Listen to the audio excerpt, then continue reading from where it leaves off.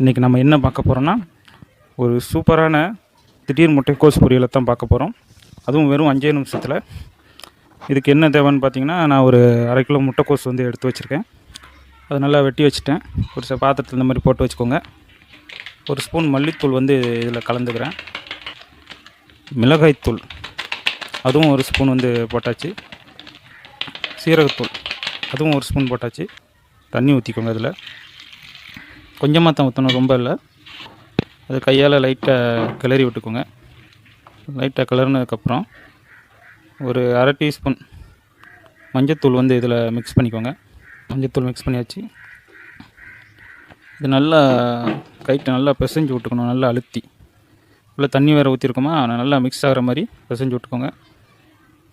இப்போ ரெடி பண்ணியாச்சு. இப்போ இது என்ன பண்ணலான்னா, ஒரு மூடி போட்டு மூடி வச்சிடலாம்.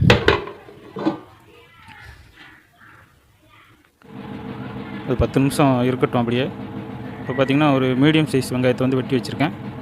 அப்புறம் ஒரு மீடியம் சைஸ் தக்காளி வந்து வெட்டி வச்சுருக்கேன். 3 மிளகா வச்சுருக்கேன். இதெல்லாம் இந்த மிக்ஸி ஜாரில் போட்டு அரைச்சி எடுத்துக்கிறோம். இப்போ மிக்சியில் வந்து அரைச்சி வச்சாச்சு.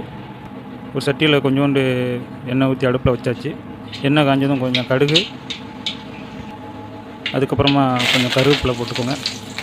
நம்ம இந்த அரைச்சி வச்சுருக்கோம்ல, இந்த தக்காளி வெங்காய பேஸ்ட் வந்து அதில் ஊற்றிக்கோங்க. ஊற்றி நல்லா கிளறி விட்டு இந்த பச்சை வாசனை போகிற அளவுக்கு கிளறி விட்டுக்கோங்க. புதுசாக நீங்கள் இந்த சேனலுக்கு வந்திருந்தீங்கன்னா கண்டிப்பாக சப்ஸ்கிரைப் பண்ணுங்கள். இதே மாதிரி நிறையா வீடியோக்கள் வந்து தொடர்ந்து வந்துக்கிட்டே இருக்கும். எனக்கு சப்ஸ்கிரைப் பண்ணி அனைத்து நண்பர்களுக்கும் நன்றி. லைட்டாக உப்பு கலந்துக்கோங்க தேவையான அளவு. இப்போ நல்லா கொதித்து வந்துருச்சு மசாலா. இப்போ பார்த்திங்கன்னா, நம்ம 10 நிமிஷத்துக்கு முன்னாடி ஊற வச்சுருந்தோம் பார்த்திங்கன்னா முட்டைக்கோசு, அதை எடுத்து இது கூட கலந்துக்கணும். இதில் போட்டு ஒரு கிளறியாச்சு. லைட்டாக தண்ணி ஊற்றணும், இல்லைனா அடிப்பிடிச்சிடும். ரொம்ப தண்ணி ஊற்றிடக்கூடாது, லைட்டாக தான் ஊற்றணும். இப்போ ஒரு மூடி போட்டு 5 நிமிஷம் வேக விடணும். இந்த 5 நிமிஷத்தில் இடையில ஒரு 2 நிமிஷம் கழித்து ஒரு கிளறிக்கோங்க. இப்போ 5 நிமிஷம் ஆயிடுச்சு. இப்போ பார்த்திங்கன்னா, நமக்கு திடீர் முட்டைக்கோஸ் பொரியல் வந்து ரெடி ஆகிடுச்சு. இதை நீங்கள் சாதத்து கூட, சப்பாத்தி கூட, பூரி கூட, இது கூட வேணாலும் கலந்து சாப்பிட்லாம். கலக்கலாக இருக்கும். இதை நீங்கள் வீட்டில் கண்டிப்பாக ட்ரை பண்ணி பாருங்கள். உங்களுக்கே பிடிக்கும். நீங்களே வந்து கமெண்ட் பண்ணுவீங்க. இதே மாதிரி நிறையா வீடியோக்கள் வந்து நம்ம சேனலில் வந்து காத்துக்கிட்டு இருக்கு. தொடர்ந்து பாருங்கள், ஆதரவு கொடுங்க.